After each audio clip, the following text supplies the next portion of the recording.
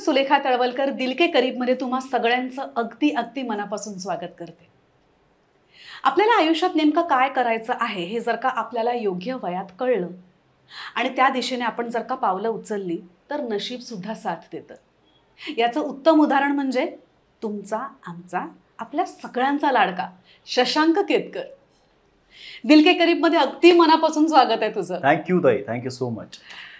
मी तुला फोन काय करते, तू दिल के करीब साठी एका झटक्यात हो काय म्हणतोस, मला ना हे सगळं स्वप्नच वाटतंय. अरे बापरे. मी खरं सांगू का शशांक, आपली जेव्हा भेट झाली होती तेव्हा आपण सुवासिनी करत होतो. करेक्ट. जे अस्मिता चित्राचं प्रोडक्शन होतं 2012 आय थिंक. कदाचित 2011 माझं मी करिअर सुरू केलं आणि आय थिंक ते माझं दुसरं प्रोजेक्ट होतं. सो 11 मध्ये थोडंसं मी जे काही काम केलं ते त्यानंतर सुवासिनी आणि त्यानंतर 21 मध्ये. हो रे. आणि या मधल्या काळामध्ये तू इतका मोठा झालाय शशांक, मला खरंच खूप बरं वाटतंय. आणि त्यानंतर म्हणजे मधल्या काळात आपली भेटच नव्हती आणि मला असं वाटत होतं की अरे आता हा खूप फुटेज खाणार. पण तू तसाच आहेस. Yes, thank you. जसं आता तू इंट्रोड्यूस करताना म्हणालीस ना की हे स्वप्न आहे असावं असं वाटतंय. ऑन द कॉन्ट्ररी मी असं म्हणेन की हे मला खूप छान वाटतंय, हे स्वप्नासारखं वाटतंय की फायनली ह्या निमित्ताने का होईना तू घरी आलीस ठाण्याला माझ्या. त्यामुळे it's a pleasure hosting you. Thank you so much. Yes. आणि तू पटकन हो म्हणाल्याबद्दल माझ्याकडून आणि दिल के करीबच्या सगळ्या फॅन्सकडून thank you so much. Thank you, pleasure. बरं, तुला माहिती असेल तर आपल्याकडे अशी प्रथा आहे की आधी आपण भरपूर गिफ्ट देतो आपल्या पाहुण्यांना आणि मग गप्पांना सुरुवात करतो. ओके. बापरे. घरकुल नावाची एक संस्था आहे. मानसिक दिव्यांग मुली खूप छान एक आर्टिफॅक्ट्स बनवतात.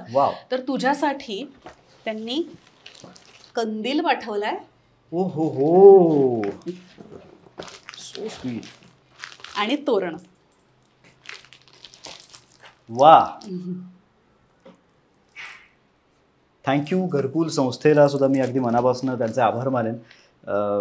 फारच छान. या दिवाळीच्या मला असं वाटतं की निमित्ताने एक खूप छान भेटवस्तू घरी आली. धन्यवाद मनापासून. थँक्यू. मोहिनी शिंदे यांचा शिनील नावाचा ब्रँड आहे आणि त्यांनी तुझ्यासाठी एक धमाल कुर्ता पाठवलाय. वाव. बघ, आवडतोय का? क्या बात आहे.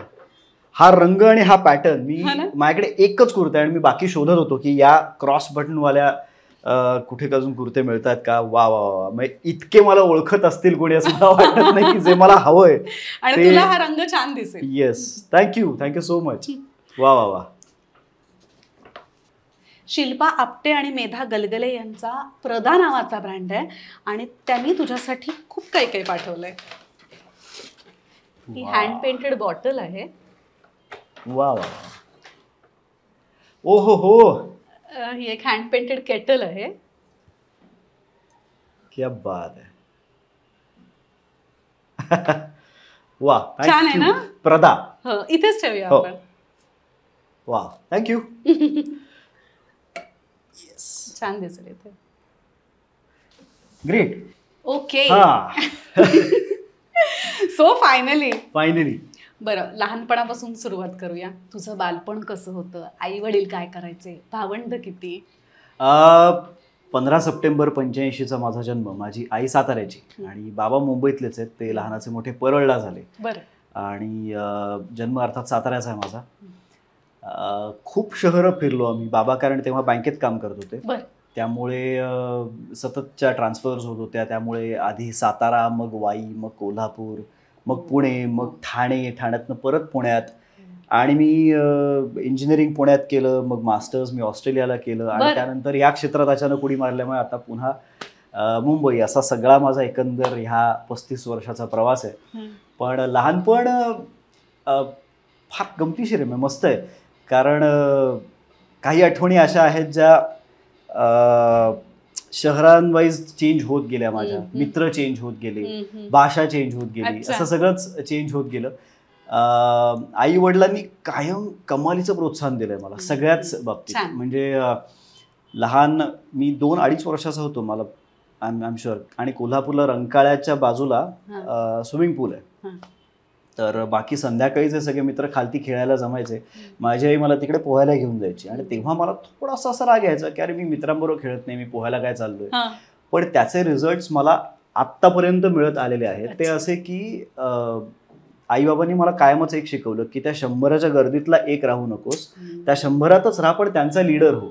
म्हणजे काय करायचं तर तू काहीतरी जगा वेगळं कर, नुसता अभ्यास आणि जे रुटीन लहान मुलं करतात ते करू नकोस, त्यापेक्षा काहीतरी एक एक्स्ट्रा करिक्युलर ऍक्टिव्हिटी असू देत. आणि ते कायमच माझ्यावरती बिंबवत राहिले.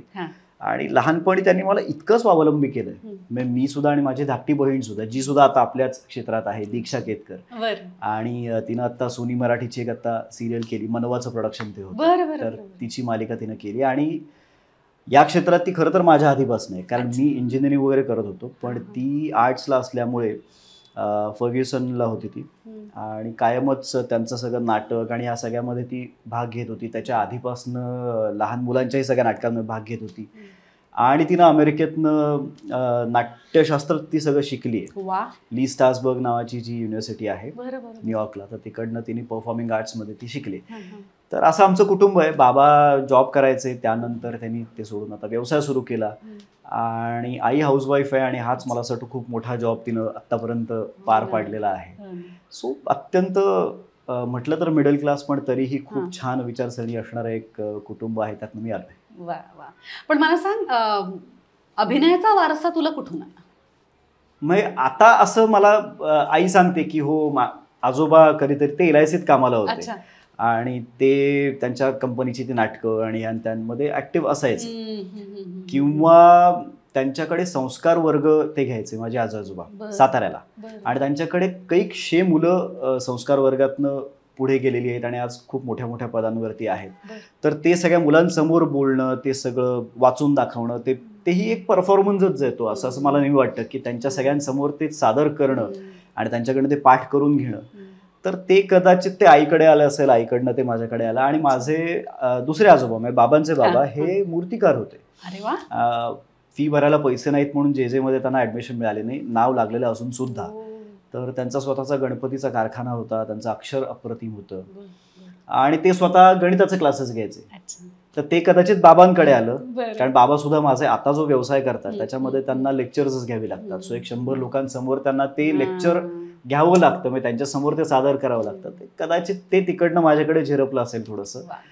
आणि सबकॉन्शियसली डोक्यामध्ये हे सतत चालू असायचं की आपण बरे दिसतो, आपली भाषा बरी आहे, आपण सादर करू शकतो, किंवा ज्या काही भावना आपल्याला व्यक्त कराव्याशा वाटतात त्या आपण वेगवेगळ्या माध्यमातून व्यक्त करू शकतोय, असं एक सबकॉन्शियसली वाटत राहतं आपल्याला. पण जरीही कितीही प्रोत्साहन असलं तरी सुद्धा एका पॉईंट नंतर प्रत्येकच मिडल क्लास फॅमिलीमध्ये हे असतंच की बाबा तू मध्ये जॉब कर, सिक्युअर हो, आणि मग साईड बाय साईड हे काहीतरी करत राहा. तर सुरुवातीला अर्थात त्यांचंही हेच होतं की कंपनीत कुठल्या तरी लाग आणि मग त्यांचं अॅन्युअल फंक्शन असतं तिकडे परफॉर्म कर. माझं असं आलं की नाही, मला हे असं करायचं नाही, मला व्यवसाय म्हणून हे याच्यात उतरायचं आहे. त्यामुळे हे कधी असं मी वोकल झालो नव्हतो या बाबतीत, जरी ते मनात असलं तरी की मला लिहायला आवडतं, मला सादर करायला आवडतं, मला परफॉर्म करायला आवडतं, हे सगळं मनातच ठेवलं होतं. जेव्हा मी माझं इंजिनिअरिंग संपवून ऑस्ट्रेलियाला गेलो आणि सिडनीमध्ये मी 2 वर्ष राहिलो, तिकडे या सगळ्या पिअर प्रेशरपासून मी जेव्हा लांब गेलो की आता माझे मित्र काय करतायत, नातेवाईक काय म्हणतायत, ह्याच्यापासून मी लांब आलोय. आता मी नेमका कोण आहे हा प्रश्न मला तिथे जाऊन विचारावं असं वाटलं आणि उत्तरं शोधता आली. हे किती साली होतं? हे 2008, 9, 10. 10च्या एंडला मी परत आलो, 8ला गेलो होतो. आणि तिथेही सगळी उत्तरं मिळाली. आणि मग तिथलं जे महाराष्ट्र मंडळ आहे त्याच्यासाठी आम्ही दरवर्षी नाटक करायचो. तिथे एक मराठी रेडिओ चालवतात, तर तिथे मी कार्यक्रम करायचो. तिथे एक मराठी शाळा आहे, तिथल्या मराठी कुटुंबातल्या मुलांना मराठीशी संबंध राहावा म्हणून मुलं मोठी झाली तरी लहान मुलांची आपली जी पुस्तकं असतात ती त्यांना वाचायला वगैरे, हो फार मस्त शाळा आहे ती. तर मग तिकडे जायचो मी, त्यांच्याबरोबर शिकवायला जायचो. कारण म्हटलं हा कनेक्ट माझा तुटला तर मग मी संपलो. म्हणजे त्या इंजिनिअरिंगमध्ये आत्ता अगदी मनापासून खरं सांगतो, मला अजिबात इंटरेस्ट तेव्हाही नव्हता. मी झालोय इंजिनियर, पण मला तेव्हाही इंटरेस्ट नव्हता. मी आत्ताही माझ्या वह्या आणि जुनी अशी रद्दी वगैरे काढली पुण्याला, तर काही वह्यांमध्ये लेक्चरला मी असं बसल्यानंतर असं लिहायला काहीतरी सुरू केलंय आणि बहुतेक झोप आली असावी मला, त्यामुळे पहिली ओळ इथे सुरू केली आणि अशा ह्याच्यात ती कुठेतरी असं खालती पेन जाऊन जाऊन असं इथे कुठेतरी स्क्रिबल झालंय. अशी अनेक पदं दिसली मला. म्हटलं हे अशानं जर मी इंजिनिअरिंग केलं असेल तर I am not made for this. आणि मी ते सोडलं, यथावकाश ते सोडलं. ऑस्ट्रेलियात गेलो, तिकडे सगळं नाटक वगैरे केलं. आणि योगायोग कसा असतो, मेलबर्नला एक मराठी अखिल ऑस्ट्रेलिया संमेलन होतं. जसं अमेरिकेत असतं तसं ऑस्ट्रेलियाचं पण असतं. तर त्या संमेलनाला विक्रम गोखले अध्यक्ष होते. तर ते आले होते आणि तेव्हा आम्ही पुण्याची एक एकांकिका तेव्हा खूप गाजली होती, 2 शूर नावाची, ज्याच्यासाठी एक बैलगाडी आहे. त्या बैलगाडीत ते 2 ऍक्टर्स बसून पाऊण तास ती एकांकिका सादर करतात. आणि खरं तर दोघांनाही भीती वाटते, पण 2 शूर मी किती धीट आहे असं दाखवण्याचं ते सगळं नाटक आहे. तर ते सगळं आम्ही विक्रम काकांसमोर परफॉर्म केलं. आणि तिकडे माझी पहिली भेट की इंडस्ट्रीतलं कोणीतरी आलंय आणि त्यांच्यासमोर आपण सादर करतोय. कट्टू 2011 मध्ये जर मी परत आलो, आईबाबांना सांगितलं, त्यांनी परवानगी दिली की आता बरं तू ट्राय करून बघ, तुला एक अगदीच करावं असं वाटतंय तर. आणि जे पहिलं ऑडिशन मी दिलं तेव्हाचं ETV आणि देवस्व प्रोडक्शन म्हणून जे प्रोडक्शन हाऊस आहे त्यांच्यासाठी मी ते ऑडिशन दिलं आणि तिथे क्लिक झालो. आणि जेव्हा मी पहिल्या दिवशी शूटिंगला गेलो तेव्हा मला असं कळलं की विक्रम गोखले माझे आजोबा प्ले करतायत आणि मी त्यांचा नातू आहे. आणि सिरियलचा पहिलाच सीन असा होता की ते खुर्चीत त्यांच्या त्या रॉकिंग चेअरमध्ये बसलेत आणि मी त्यांच्या पायाशी बसलो आणि ते कान पिळतात आणि मला काहीतरी सांगतात. असा तो पहिला सीन होता. सो मला असं नेहमी वाटतं की लॉ ऑफ अट्रॅक्शन वर्क होतं. ते कुठेतरी जे काही मनात मी ठेवलं होतं त्याच व्यक्तीची भेट व्हावी तिथे परदेशात आणि इथे येऊन मला पहिलं काम आणि पहिला सीन त्यांच्याच बरोबर करता यावं, ह्याच्यापेक्षा मला असं वाटतं की दुसरा योगायोग नसावा काही चांगला. आणि मग त्यानंतर अर्थात कॉन्टॅक्ट्स वाढवत गेलो, माणसं कळत गेली, चांगलं म्हणजे काय हे कळत गेलं. मग हळूहळू पुढची कामं मिळत गेली मला. हे पण कॉफी छान झाली आहे. शशांकने उत्तम कॉफी बनवली आहे. थँक्यू. मला मगाशी प्रियांका म्हणाले की कॉफीचं डिपार्टमेंट तुझ्याकडे असतं ना घरचं? कॉफीचं असं नाही, किचनचं सगळं. प्रियांका आत बसली त्यामुळे मी आता हे बोलण्याचं धाडस करतोय. पण मला स्वतःला खूप आवडतं, कुक करायला मला भयानक आवडतं. पुण्यामध्ये मी एक आईच्या गावात आई घरात करेल असं सगळं काही असं नावाचं एक हॉटेलही उघडलं होतं आणि मला भयानक आवडतं. आणि मी नेहमी प्रियांकाला तेच म्हणायचो की तू काउंटरला बस, पैसे बिसे मोजायला ते डिपार्टमेंट मला काही जमत नाही, माझा गोंधळ होतो. पैसे खूप दिसले की मी आपला आत सर्व्ह करेन, कुक करेन, ऑर्डर्स घेईन, प्लेट घेईन, टेबल पुसेन, हे सगळं करेन मी. मला ते नको सांगू. त्यामुळे मला ते किचन हे डिपार्टमेंट तसंही आवडतं. बरं मला सांग की आपली इंडस्ट्री किती अस्थिर आहे ते तुलाही माहितीये, मलाही माहितीये, पण तरी सुद्धा तू धाडस केलंस इथे यायचं. मग स्वतःला सेटल व्हायला किती वर्ष दिलीस? 2011 मध्ये जे मी परत आलो तेव्हा वय वर्ष 26. आणि आईबाबांना हे सगळं सांगितलं, त्यांना बसवलं की मला हे असं व्यवसाय म्हणून करायचंय, साईड बाय साईड करतोय, अशातलं मला काही करायचं नाही. तर मीच त्यांना म्हटलं की मला 6 महिने द्या. कारण तो आपला एक अनालिसिस चालू असतो ना की आपण वेळ तरी किती द्यायचा ह्या वयात. आता जिथे माझे सगळे मित्र थोडंसं प्रमोशन झालंय, एक फ्लॅट घेतलाय, कदाचित काही जणांची लग्न झाली, प्रगती होते. 6 महिने खूप कमी काळ आहे. पण माझ्याकडे वेळ पण नव्हता ना ग. कारण मी अशी उदाहरणं मी तसा ऑब्झर्वर असल्यामुळे खूप ऐकत होतो, बघत होतो, वाचत होतो की इंडस्ट्रीत लोकांची वाताहत होते म्हणजे नेमकं काय होतं. शिक्षण अर्धवट सोडलेलं असतं, या क्षेत्रात जायचंच या आट्टापाई, कामं तशी मिळत नाहीत दुर्दैवानं. त्यामुळे धड तिकडे प्रगती होत नाही, धड या फ्रंटवरती प्रगती होत नाही. मग फॅमिली लाईफ डिस्टर्ब होतं, मग सोशल लाईफ डिस्टर्ब होतं. हे सगळं वाचून होतं. त्यामुळे म्हटलं की it has to be a conscious decision की ह्याच्यात उगाच मी इन्फानाईट वेळेसाठी शोधत बसलोय असंही मला करायचं नाहीये. कारण एक फॉलबॅक प्लॅन म्हणून माझ्याकडे माझी डिग्री होती, बाबांचा व्यवसाय होता. गेल्या बाजार मी काय हॉटेल तेव्हाच टाकलं असतं कारण ती एक आवड होती. तर एक स्पेसिफिक वेळ देणं गरजेचं होतं. आणि आजही मी आता अनेक जणांना जेव्हा मला हे विचारतात की आता या क्षेत्रात यायचंय तर मी काय करू, म्हटलं एकतर मी खूप लहान आहे, पण हे नक्की सांगेन की इन्फानाईट वेळेसाठी हे ठरवणं काय, त्याला काहीतरी टाइम लिमिट द्या की इतक्या वेळ तरच आपण हे करू ना की एक दिवस माझा कमी होतोय, मला आता खूप जास्त शोधाशोध करायची. तर त्या 6 महिन्यातले 3 महिने तसंच गेले होते. मी जे ऑडिशन दिलं होतं ना कालाय तस्मै नमः या मालिकेसाठी, तर त्यातले 3 महिने तसेच गेले होते. मी तेव्हा एक प्रायोगिक नाटक करत होतो, पूर्णविराम नावाचं, सचिन कुंडलकरांचं. पण अल्टिमेटली प्रायोगिक नाटकाला पैसा नाहीये ना, मी पोटापाण्यासाठी काय करू.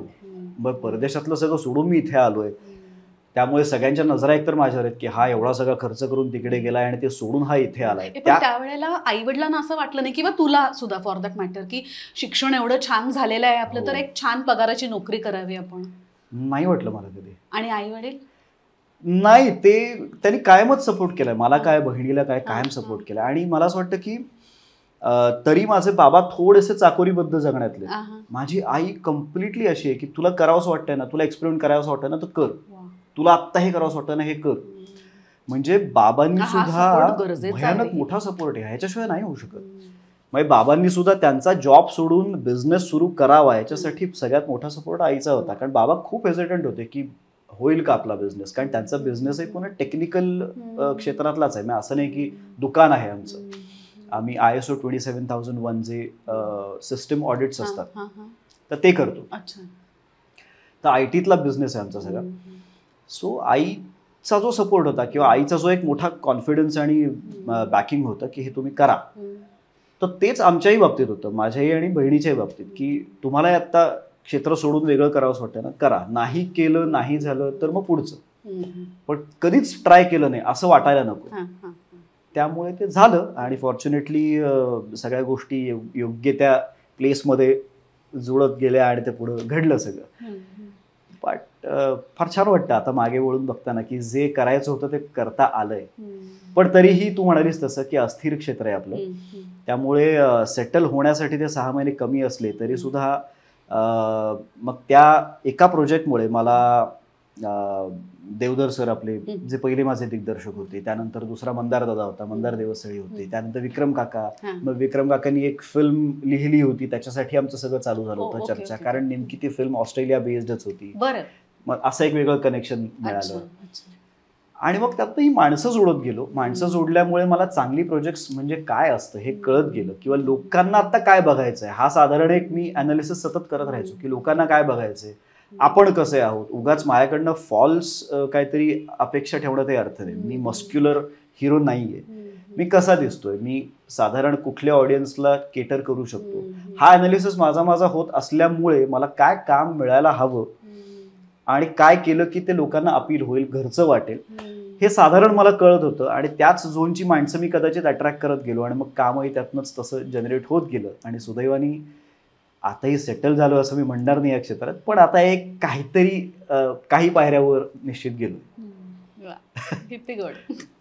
बरं, तुझ्याकडे येईल तसं काम तू घेत गेलास का, त्यात सुद्धा तू सिलेक्ट करायचास काम? म्हणजे ताई कदाचित तूही हे मान्य करशील की आपल्या क्षेत्रात आय थिंक 2च कॅटेगरीज आहेत, एक चूजर्स आहेत नाही तर बेगर्स आहेत. आणि आपण करिअरच्या सुरुवातीला सगळेच बेगर असतो, जे मिळते ते द्या, आता काम द्या. आणि तेव्हा मग ती क्वालिटी, मग गोष्ट काय आहे, दिग्दर्शक कोण आहे, सहकलाकार कोण आहे, ह्याचं आपल्याला फार तेव्हा नाही मॅटर करत सुरुवातीला, कारण आधी काम हवं असतं. मग कामातनं काम आपण जोडत जातो आणि मग आपली कॅटेगरी थोडी बदलते आणि मग आपण चूज करायला लागतो की नको, मला हे नाही करायचं, ही गोष्ट मला आवडत नाही. पण माझी सुरुवात तीच होती. सुरुवातीला जे येत होतं ते म्हणजे मी ऑडिशन जे ऑनेस्टली दिलं होतं ना, ते एका वेगळ्याच सिरियलसाठी दिलं होतं. मला काहीच माहित नव्हतं ह्याच्यातनं काय कुठली सिरियल घडणार आहे, मला काही माहित नव्हतं. आणि जे 3 महिने मध्ये गेले त्याच्यात कदाचित ती ऑडिशनची टेप 1-2 जणांकडे फिरली असावी. आणि एका भलत्याच देवसो प्रोडक्शन कडनं मला फोन आला. तेव्हा आस्तादची तेव्हाची गर्लफ्रेंड प्राचीमध्ये, तर प्राची आणि मी ते सचिन कुंडलकरांचं नाटक एकत्र करायचो. तर मी तेव्हा आणि प्राची आय थिंक 4 दिवस सासूचे करत होते. तर मी प्राचीला विचारून मुंबईला आलो होतो की अगं पैसे किती मागायचे असतात, ह्याच्यात किती पैसे मिळतात, मला तेही माहित नाही, त्याने बोलावलंय मला. तर तेव्हा तिने मला एक समज सांगितली की एवढे तरी मागच, ह्याच्या खाली अजिबात यायचंच नाही. म्हटलं एवढे इंटू 30 म्हणजे अरे मस्त आहे, 50-60 हजाराच्या वर जाते, यामुळे भारी आहे म्हटलं, मस्त आहे की पहिल्या प्रोजेक्टला एवढे पैसे.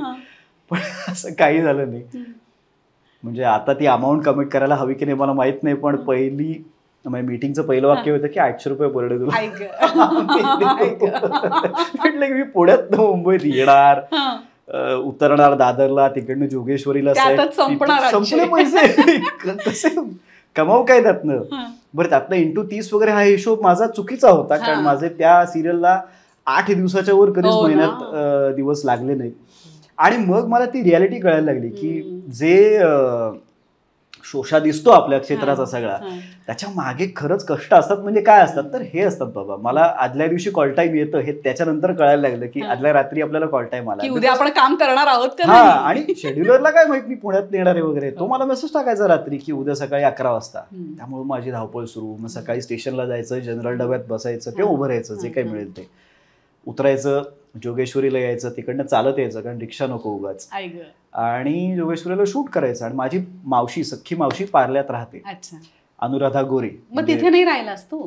मग मी हळूहळू तिकडे राहायला लागलो मावशीकडे, कारण लगेच आल्या ती डिपेंडन्सी नको की मावशी मी येतोय तुझ्याकडे. म्हटलं काही दिवस आपण सस्टेन सर्व्हाइव्ह होतोय का बघूया आपलं आपलं, म्हणजे असं नको वाटायला की अरे चुकून आपण आलो. सो एकदा मला ते उत्तर जेव्हा मिळायला लागलं की नाही मला हे सुद्धा आवडतंय, की हा स्ट्रगल पण मस्त आहे, त्याच्यानंतर मी मावशीकडे राहायला लागलो. आणि मग जरा मला सुदिंग वाटायला लागलं की हा ठीक आहे मुंबईतल्या मुंबईतच करायचं. पण दॅट फेज वॉज फन, मजा यायची. अनुराधा गोरे तुझी मावशी आहे? हो, आईची सगळ्यात मोठी बहीण. बरं, वा. आई 5वी, मावशी 1ली. बरं. आणि मग आता मावशीचं काम गेल्या अनेक वर्षात पुस्तकाच्या माध्यमातून, बाकी अनेक पॉलिटिकल कार्यक्रम असं म्हणणार नाही, पण अनेक कार्यक्रमांच्या माध्यमातून किंवा सैनिक होण्यासाठीचं जे काही पहिलं एक मोटिवेशन देण्यासाठी म्हणून तिला सतत सगळीकडे भारतभर बोलावलं जातं. आणि मावशी हे वेगळं समीकरण आहे, ऑल टुगेदर वेगळं समीकरण आहे. म्हणजे ती काही लोक असतात ना असं टिपिकल फॅमिली ओरिएंटेड, आणि काही जण असतात जे देशासाठी म्हणून लढत असतात, काम करत असतात. तर आमचा सगळ्यांचा लाडका विनय दादा, तो त्याच्या वयाच्या 26व्या वर्षी शहीद झाला. 26व्या वर्षी मला कळत सुद्धा नव्हतं, जसं मी आधी गप्पांमध्ये सांगितलं की आपल्याला करायचंय काय. तर 26व्या वर्षी माझा दादा शहीद झाला बॉर्डरवर, मावशीचा मुलगा. आणि त्यानंतर मावशीनं एक कार्यच हाती घेतलं, म्हणजे सैनिक घडवायचे, जी स्पेशल मुलं आहेत त्यांना घडवायचं, त्यांना शिकवायचं. तर अंधेरीतल्या पोद्दार शाळेची ती मुख्याध्यापिका पण होती, आणि पार्ले टिळकमध्ये सुद्धा शिकवायची. आणि मग गोरेबाई हे पुन्हा तिथल्या मुलांना जर तू कधी भेटशील आणि विचारशील ना, तर गोरेबाईंचा तास म्हणजे धमाल, आणि गोरेबाईंच्या ऍक्टिव्हिटीज म्हणजे कम्प्लीट वेगळ्या. म्हणजे मला पहिलं इन्कम कोणी दिलं असेल तर ते मावशीने दिलंय. माझ्या आय थिंक 7वी 8वीतली गोष्ट आहे बहुतेक. आणि उन्हाळ्याच्या सुट्टीतले कार्यक्रम, ती सगळे ते वर्ग शिबिर ती ऑर्गनाईज करायची पार्ल्यामध्ये. आणि मी म्हटलं तसं आई बाबा मला सगळं इकडे एकट्याला सोडायचं, तर माझ्याकडे थोडे दिवस होते, आईने मला मावशीकडे सोडलं की जा मावशीकडे काय काय काय करता येतंय बघ. आणि माझं पहिलं इन्कम हे होतं की तिनं मला कागदाच्या पिशव्या करायला लावल्या होत्या, आणि सगळ्या किराणाच्या दुकानात जायचं, त्या पिशव्या विकायच्या आणि त्याचे पैसे गोळा करायचे आणि किती झाले ते दाखवायचं. असं प्रत्येक मुलाला ती ऍक्टिव्हिटी दिली होती. आणि that was my first income. किंवा मी जो पहिला निबंध ॲज सच लिहिला आणि सगळ्यांसमोर सादर केला होता तो माझ्या मावशीमुळे.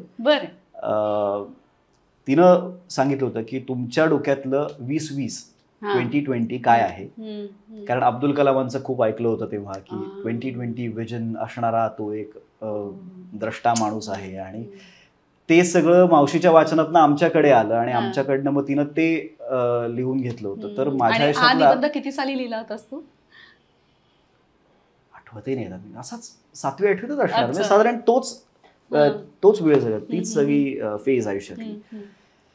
तर तो निबंध काय म्हणेन मी पहिला लिहून सादर केलेला असा तो त्या मावशीमुळेच. त्यामुळे पुन्हा तो एक खूप वेगळा ऍस्पेक्ट, वेगळा अँगल, किंवा मग आज जो काही मी माणूस म्हणून आहे शशांक केतकर, म्हणजे ऍक्टरच्या परे जो काही एक माणूस म्हणून आहे, तोही कदाचित तिच्यामुळे सुद्धा खूप आहे. की एक आपलं ते भान सतत असणं गरजेचं आहे की आपण या देशाचा नागरिक आहोत. कंप्लेन्स नक्की करायच्या, पण जे चांगलं आहे ते जगापर्यंत पोहोचवणं ही आपली चांगल्या दृष्टीनं जबाबदारी आहे. तर हे सगळं कदाचित तिच्याकडनं माझ्याकडे खूप आलंय. तर अशी माझी मावशी. शशांक, त्यावेळेला म्हणजे तुझ्या स्ट्रगलिंग पिरियडमध्ये जेव्हा कामं मिळवत असशील तेव्हा काही कामं तू नाकारली सुद्धा असशील, आणि त्यानंतर आपण बघतो ना की अरे या एका ऍक्टरनी तो रोल केला आणि तो खूप हिट गेला, असं कधी तुझ्या आयुष्यात झालंय का? किंवा हा एखादा रोल आपण केला नाही त्याबद्दल कधी पश्चाताप? सुरुवातीला नाही झालं तसं, मध्ये झालं. म्हणजे साधारण होणार सुनिया घरची मालिका झाल्यानंतरच्या फेजमध्ये अशा 2-3 घटना नक्कीच घडल्या, जिथे मी एक नाटक करत होतो गोष्ट तशी गमतीची नावाचं, आणि त्या नाटकाचा अमेरिका दौरा होता आणि त्याच वेळेला नेमकं त्या फिल्मचं शूट होतं. आता नाव सांगायला काहीच हरकत नाही, व्हेंटिलेटर जी फिल्म होती त्याच्यात एक मस्त कॅरेक्टर रोहनकडनं मला आलं होतं. रोहन मापुसकर म्हणून जो कास्टिंग डायरेक्टर आहे त्याच्याकडनं आलं होतं. आणि आय हॅड टू चूज की इधर मी अमेरिकेला जायचं महिनाभर, अमेरिका, लंडन, स्कॉटलंड असा सगळा नाटकाचा तो दौराही होता. सो तेही खूप टेम्पटिंग होतं. बरं, सिरियलला सुट्टी मला द्यायला तयार होता मंदार देवसळी. त्यामुळे पण त्याचंही म्हणणं बरोबर होतं की एकतर तू फिल्म कर नाहीतर हा दौरा कर. दोन्ही गोष्टी तुला एका वेळी सिरियल चालू असताना देऊ नाही शकत. आणि त्याच्या फ्रंटवरती तो मला कायम ही मुभा द्यायचा की वेगळं काही काम येतंय कर, घे. तर तेव्हा ते कॅरेक्टर सोडल्याचं जाम दुःख होतंय मला की ज्या फिल्मला आता नॅशनल अवॉर्ड मिळाला. एक ते आपल्याला लेबल लागतं ना की चला मी एक ज्या फिल्ममध्ये होतो त्याला नॅशनल अवॉर्ड मिळाला, तर ती नाही होऊ शकली माझ्याकडनं. आणि मध्ये एका हिंदी वेबसिरीजचंही अगदी खूप पुढपर्यंत काम गेलं होतं. आणि पण ते कॅरेक्टर त्यांना युपीकडचं दिसणारच हवं होतं. त्यांनी खूप मेकअपमध्ये पण त्यांनी खूप ट्राय करून पाहिले, पण तरी सुद्धा कधी कधी मला असं वाटतं की आपण फार बरे दिसणं पण बरं नसतं की आपल्याला एकाच फ्रेम मधली कामं मिळत राहतात. तर मी रादर खूप वाट बघतोय की मला खूप सामान्य नॉर्मल कॅरेक्टर्स प्ले करायचे हिरोपेक्षा, कारण कॅरेक्टर्सना जास्त मायलेज आहे असं मला नेहमी वाटतं हिरोपेक्षा. आणि पुन्हा तेच ग की मला वेगवेगळ्या भूमिकांच्या माध्यमातून काहीतरी मांडायचंय. त्यामुळे मी सतत फक्त एक असा आयडियलिस्टिक हिरो प्ले करत राहिलो तर एका पॉइंटला मी खूप सॅच्युरेट होऊन जाईल. खरंय खरंय. त्यामुळे आणि तू ऍक्टर सुद्धा वर्सटाईल आहेस. थँक्यू. कारण माझा तोच मग प्रयत्न राहतो की टेलिव्हिजनच आपल्याला मॅक्झिमम जर करायचं असेल तर त्याच्यातही काहीतरी वेगळं सतत देत राहू, करत राहू. म्हणून मग मी आता तो समर प्रताप जहागीरदार सो मी विलन केला कम्प्लीट, आणि ज्याच्या 2-3 पर्सनॅलिटीज होत्या त्या मालिकेमध्ये. होणार सून मध्ये डायबिटीज होण्या इतपत गोडवा असणार ते सगळं कॅरेक्टर होतं. आणि कलर्स वरती जे हेमन बावरे म्हणून मालिका होती त्याच्यातला एकदम बॅलन्स्ड सिद्धार्थ होता तो, की बरोबर तो ब्लॅक अँड व्हाईट मध्ये सगळं मोजायचा. अशी छान वेगळी 3 कॅरेक्टर्स मी टेलिव्हिजनवर केली. नाटकामध्ये मी डेफिनेटली 3 वेगळी कॅरेक्टर्स अशी केली. गोष्ट तशी गमतीची मध्ये मी कम्प्लिटली 21 वर्षाचा मुलगा घरात धमाल करतोय असा पोरगा होता तो. गजेंद्र अहिऱ्यांचं एक आबालाल अडकित्ते आणि मुमताज महल नावाचं एक नाटक केलं, जे एक तो विक्षिप्त चित्रकार मी प्ले केला त्याच्यात, जो खरं तर खूप खरं मांडतोय त्याच्या कवितांमधनं, चित्रांमधनं, की आपण सगळेच पैशाच्या मागे धावणाऱ्या त्या रेसमध्ये आहोत, रॅट रेसमध्ये, आणि ह्याचा काही उपयोग नाही, जाताना आपण काही घेऊन जाणून घेऊ, अशा फिलॉसॉफीचं एक ते नाटक होतं. आणि त्याच्यानंतर कुसुम मनोरलेले जेव्हा पुन्हा आणलं गेलं स्टेजवरती, तेव्हा मी मोन्यांची भूमिका करत होतो. त्यामुळे ते पुन्हा एक ॲब्सोल्युटली वेगळं काम होतं. दुर्दैवाने तेव्हाच लॉकडाऊन लागलं आणि 25 प्रयोगानंतर ते नाटक थांबलं. पण येस, व्हर्सिटॅलिटी म्हणशील तर वेगळं काहीतरी देत राहण्याचा प्रयत्न करायचा. पण तू अभिनयात प्रशिक्षण घेतलं नाहीयेस ना? नाही. पण तरी सुद्धा तू उत्तम ऍक्टर आहेस. बरं, ओके. तुझी प्रोसेस काय? एखादी भूमिका घेतल्यानंतर त्याच्यावर काम करायची काय प्रोसेस आहे तुझी? भयंकर ऑब्झर्वेशन. मी खूप ऑब्झर्व करत राहील. म्हणजे मी आता तुलाही ऑब्झर्व करतोय, मी आपली जी बाकी सगळी टीम असेल त्यांनाही ऑब्झर्व करतो. मी रोज बायकोलाही वेगळ्या पद्धतीने ऑब्झर्व करत राहतो, की जरी ती मला रोज दिसत असली तरी तिच्यात काहीतरी वेगळेपणा मला रोज जाणवत राहील. ऋग्वेदमध्ये आज मला खूप गोष्टी दिसत आहेत, जो इनोसन्स मला 1% जरी आणता आला, हा माझा लेख ऋग्वेद, जो आता 10 महिन्यांचा आहे, तर ऋग्वेदकडनंही अनेक गोष्टी शिकण्यासारख्या आहेत, की हा इनोसन्स कसा आणायचा जो ह्या वयातला असतो. तर हेही खूप शिकण्यासारखं आहे. आणि मग तुम्हाला प्रवासात असंख्य माणसं, असंख्य कॅरेक्टर्स सतत दिसत असतात. मग तुम्ही अगदी भाजी आणायला गेलात तरी तुम्हाला कॅरेक्टर्स दिसतात, 50 कॅरेक्टर्स. ती सगळी ब्रेनच्या त्या त्या कप्प्यामध्ये फक्त रजिस्टर करून ठेवायची. आणि जेव्हा तुम्ही स्क्रिप्ट ऐकता तेव्हा मी नेहमी ती स्क्रिप्ट आधी ऑडियन्स म्हणून ऐकतो, की मला ती गोष्ट मुळात आवडते का, ऐकायलाच. काम करणं वगैरे फार नंतर. गोष्टच मुळात मला अशी बोरिंग झाली, झोप यायला लागली, तर मी तिकडेच ते कट करतो, की मला गोष्टच नाही आवडली. मुळात गोष्ट आवडली तर मग त्यातलं हे कॅरेक्टर मला विचारत असतील तर हे असं कॅरेक्टर मी तिथे पाहिलं होतं, यातले काही ट्रेट्स आपण वापरू शकतो. कारण अदरवाईज आपल्याकडे, माझ्याकडे येणारी कॅरेक्टर्स अशी आहेत की फर्स्ट टाइम कॅरेक्टर्स आहेत. मी असं काही नाही की त्याच्यासाठी अभ्यास गरजेचा आहे. अभ्यास काय असणार आहे, जे मी ऑब्झर्व केलेलं आहे, जे मी जास्तीत जास्त ते सगळं वापरून जर मी ती वाक्य मांडू शकलो तर मला असं वाटतं की तो लेखक आणि दिग्दर्शक आणि त्या प्रोजेक्टला दिलेला जस्टिस असू शकतो. So that is my process. वा, तू आता नाटकांबद्दल बोलत होतास. तुला नाटकांनी असं काय दिलंय जे मालिकांनी किंवा सिनेमांनी नाही दिलं? माणूस म्हणून खरं राहायला शिकवलं नाटकानं. म्हणजे कमालीची ताकद आहे. नाटक ह्या प्रकारातच कमालीची ताकद आहे. आणि पुन्हा मी तेच म्हणेन, फॉर्च्युनेटली मी अशा माणसांबरोबर नाटकातही, पहिलं नाटकच माझं होतं ते मंगेश कदम, लीना भागवत आणि मी. म्हणजे ही 2 स्टॉलवर्ड मंडळी आहेत. मी लीनाताईचाही एपिसोड पाहिला तुझा आणि इट्स फन. लीनाताईशी कॉन्व्हर्सेशन करणं इज फन. तिच्याकडे एवढे किस्से असतात आणि ती ज्या पद्धतीने मांडते. आणि मंगेश दादा एक पुन्हा वेगळंच समीकरण आहे. मंगेश कदम हे मुळात दिग्दर्शक, त्यात ते ऍक्टर पण म्हणून स्टेजवर आहेत. अर्थात त्या नाटकाचं दिग्दर्शन त्यांचं नव्हतं, अद्वैतचं होतं, अद्वैत दादरकरचं होतं. पण एक हंटर असलेला दिग्दर्शक आमच्या बरोबर 450 प्रयोग स्टेजवर होता ना. तर कमालीचं. म्हणजे मी त्यांचा जो त्या नाटकातला एक सीन आहे ते 450 प्रयोग विंगेत तो खाली बसून तो सीन बघितलेला आहे मी, की हे कसं अचीव करतात हे दोघं. हे जे काही ते करतायत ते कमालीचं आहे. काय शिकायला मिळालं त्यांच्याकडून? शिकायला म्हणजे हेच की नाटक का करायचं, कारण तुम्हाला हे बारकावे जर काढता आले, तुम्हाला नेमकं सादर करण्याची जी काही एनर्जी आहे ती तिथे कशी वापरायची आहे हे एकतर मला त्यात शिकता आलं. पुन्हा तेच की असं पिन पॉईंट 1 2 3 4 5 6 असं काय शिकता आलं हे नक्कीच मी सांगू नाही शकणार, कारण ते खूप सबकॉन्शियस लेवलवरचं असतं आपलं सगळंच. मग ते फिल्मच्या लोकेशनवरचं असो किंवा नाट्यगृहातलं असो, कुठलंही शिक्षण हे ते तुम्ही सीप इन करत राहता त्या गोष्टी, की अरे हा ती एखाद्या सीनकडे बघते, म्हणजे त्या रडायचं आहे. फॉर एक्झाम्पल लीनाताई अनेकदा मला तेच सांगायची की डोळ्यातनं पाणी आलं म्हणजेच आपण रडलो, असं नाही आहे. बरोबर आहे. आवाजातलं ते एक बारीकचं व्हेरिएशन हे खूप झालं. तुम्हाला ती भावना फील झाली पाहिजे की माझा मुलगा का असं वागतोय आणि माझा नवरा असं का वागतोय आणि ह्याच्यामध्ये माझी नेमकी काय अवस्था होते हे तुम्हाला का कळत नाहीये. ही सिच्युएशन जर आपल्या घरात खरी असेल तर आपण काय पद्धतीने रिॲक्ट होऊ हे जर तुम्ही इमॅजिन नीट करू शकत असाल ह्युमन लेवलवरती, तर तेच तुम्हाला तिकडे फक्त रेप्लिकेट करायचं. हे रेप्लिकेट जर करता आलं तर तुम्हाला खूप ऑनेस्टली ते मांडता येतं. आणि तिनंच मला अजून एक गोष्ट सांगितली होती, ते म्हणजे आपण बऱ्याचदा सीन आपल्याला मेकअप रूममध्ये आल्यानंतर जो वाचतो आणि आपण काहीतरी ठरवतो की हे वाक्य मी असं घेईन, हे असं म्हणेन, असं इथे वळेन आणि इकडे मी अशी रिॲक्शन देईन. तर जे काही तू ठरवशील ते लोकेशनवर गेल्यानंतर अजिबात करू नकोस. म्हणजे तुला समोरच्याची रिॲक्शन आल्यानंतर काय करायचं आहे हे त्या क्षणी ठरवता येईल. सो त्या क्षणी ठरवतानाचा जो पॉज आहे ना तो खरा असतो. तो पॉज आला की ते पाठांतरावाला वाक्य नाही वाटत. आता मी काय बोलणार आहे ह्याच्यात मी हा एका पॉज मध्ये विचार केला, तो पॉज आला की ते डोळ्यातनं दिसतं तुमच्या की ह्यानी काहीतरी एक behind, there has gone something in behind this. Yes.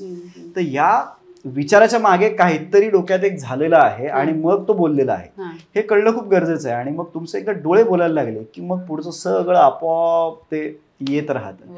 तर या सगळ्या गोष्टी अर्थात या माणसांबरोबर काम करून शिकलो. मग त्यानंतर एक फिल्म केली जी आलीच नाही, जी महेश सरांबरोबर काम केली, महेश मांजरेकरांबरोबर.